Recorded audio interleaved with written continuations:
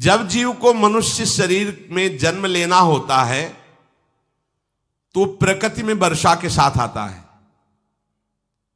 प्रकृति में वर्षा के साथ आया, और फसल में मूली, गाजर, गेहूं, अन्न, इनमें वो जीव प्रवेश करता है और उसे माता पिता दोनों पाते हैं।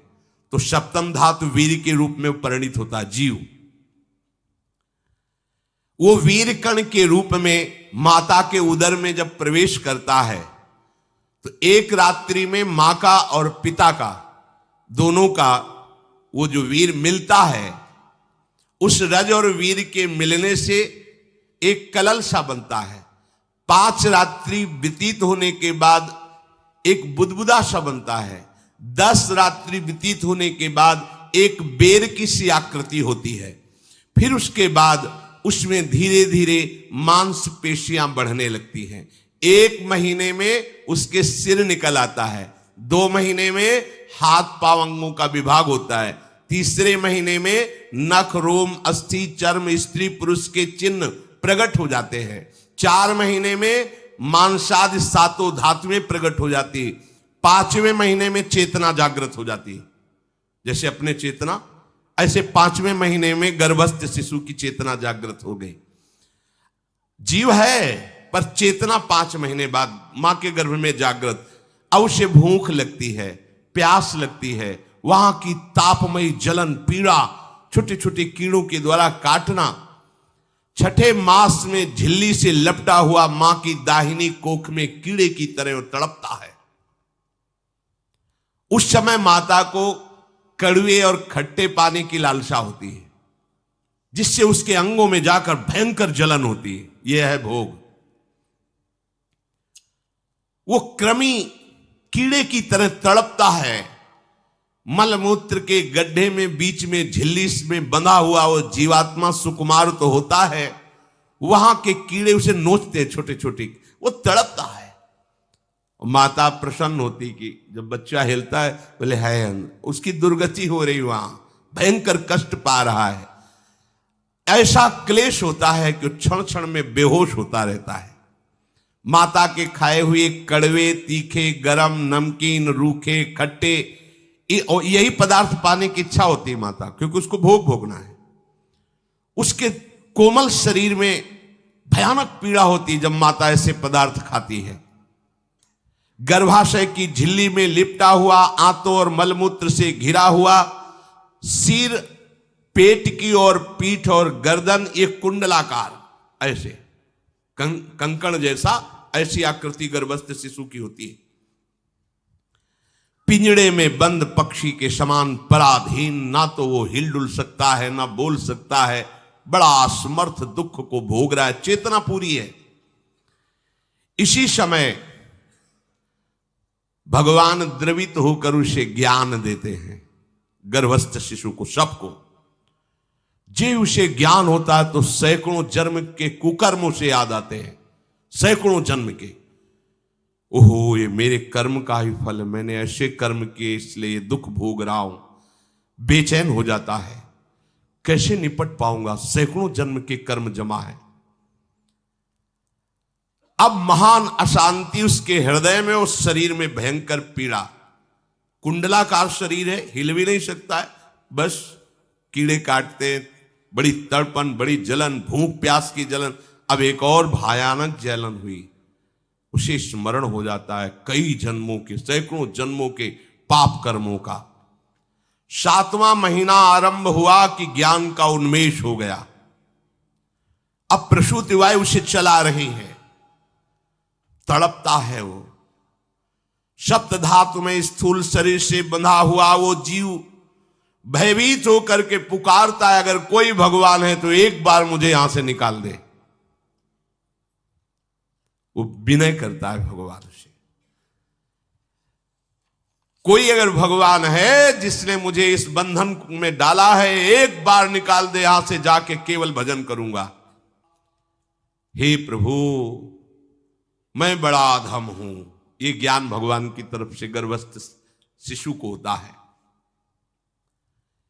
देखो, स्वयं वो इतना कष्ट पा रहा है, फिर जब आप गर्भ हत्या करते हैं तो आपका पाप कितना बड़ा होगा, सोचो।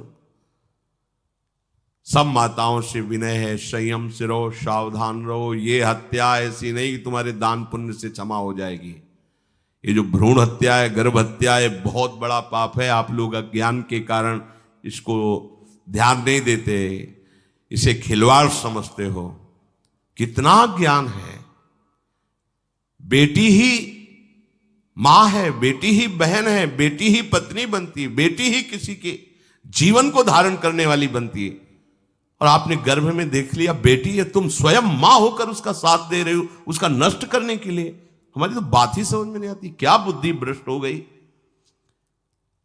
अगर पुरुष का इतना महत्व है तो बेटियां ना हो तो तुम्हारी कौन सी गति होगी, सोचो जरा। जीना मुश्किल हो जाएगा तुम्हारा। तुम पुरुष किस काम के रह जाओगे। तुम्हारा अर्धांग काट दिया जाए तो तुम कैसे होगे। ये स्त्री स्वरूप अर्धांग है। जिस घर में मां बहन नहीं है, स्त्री स्वरूप नहीं, स्मशान जैसा वो होता है। इसमें तीनों को बराबर दंड मिलेगा। गर्भ हत्या कराने वाला, गर्भ हत्या की प्रेरणा देने वाला और गर्भ हत्या में सहयोग देने वाला, जो औषधि डॉक्टर या जो भी, तीनों को दुर्गति होगी। अब वो जीव कह रहा है कि प्रभु मेरे योग्य ही है आपने जो मुझे दंड दिया है। मैंने सुना है कि आपकी शरण में जो आता है आप उसकी रक्षा कर लेते हैं।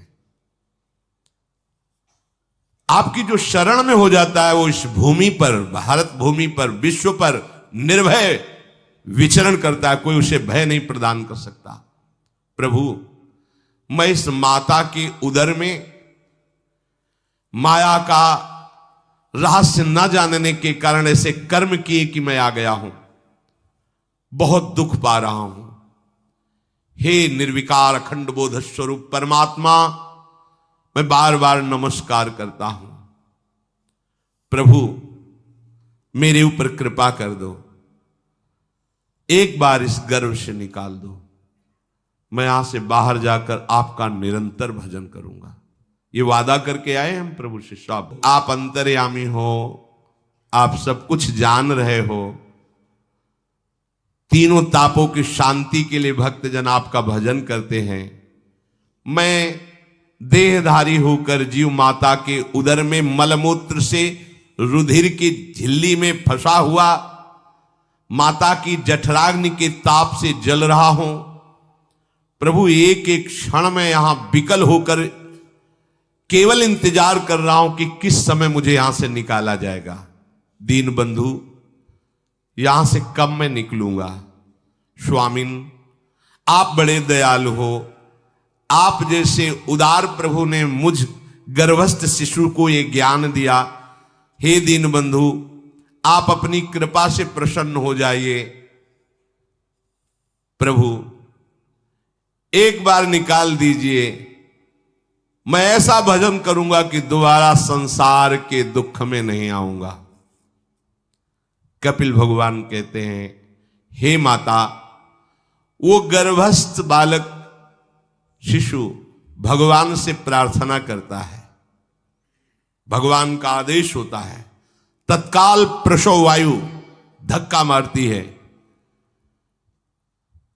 जे ही प्रसव वायु धक्का मारती तो उसको ऐसा भयंकर कष्ट होता है, जैसा पीछे लिखा है कि जैसे जिंदा किसी की चमड़ी उतारी जाए, ऐसा मां के गर्भ से निकलते समय उसे कष्ट होता है। वो अत्यंत कष्ट से व्याकुल होता है। उसी समय उसका वो ज्ञान नष्ट हो जाता है जो भगवान ने दिया था। उस समय उसकी श्वास की गति रुक जाती, जैसे किसी का गला दबा दिया जाए तो कैसा लगेगा। ऐसे ही पूरी की पूरी भागवती की स्मृति नष्ट हो गई। होश आया तब देखा कि वो बाहर पड़ा हुआ है, माता के उस मलमूत्र में सना हुआ बिष्ठे की कीड़े की तरह। गर्भवास में जो दिव्य ज्ञान प्रकट हुआ था भगवान की कृपा से, वो सब नष्ट हो गया। भूमि परत भा ढाबर पानी, तिम जीवे माया लपटानी। चेतन आई तो रोने लगा। वो ज्ञान कहां गया, वो ज्ञानदाता कहां गया। वो कहता कहां कहां। बोले थाली बजाओ, बच्चा हुआ है। और वो तो रो रहा है कि कहां, वो ज्ञान कहां गया जिसके बल से मैं कह रहा था कि बाहर निकाल दो, मैं आपका भजन करूंगा। सब खत्म ज्ञान। जो लोग उसका अभिप्राय नहीं समझते वो उत्सव मनाते हैं, बालक हुआ है, वो रो रहा है, वो कहां गया ज्ञान, कहां कहां कहां।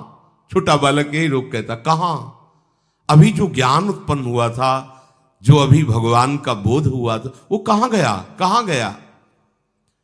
घर परिवार के लोग उसका पालन पोषण करते रहते हैं, उसमें कोई निषेध करने की शक्ति नहीं हो रही। मच्छर काट रहा है, दुख हो रहा है, हटा नहीं सकता बालक। उस जीव को शिशु अवस्था में जब कपड़ों पे लिपेट कर ऐसे लिटाया जाता है तो इतना कोमल त्वचा होती कि कपड़े भी उसको, जैसे खुजलाहट है, पीड़ा है या जलन है, बिल्कुल कोमल त्वचा होती, कुछ नहीं कर सकता हो, पर रो सकता है। ना खुजलाने की, ना करवट बदलने की, ना उठने की कोई सामर्थ्य नहीं। बड़ा कष्ट पाता है बाल्यावस्था में, क्योंकि त्वचा बड़ी कोमल होती, डांस मच्छर आदि जीव उसको काटते हैं। गर्भावस्था का कोई ज्ञान नहीं रहा, सिर्फ रोना ही रोना रह रहा। इस प्रकार उसकी बाल्यावस्था कटी।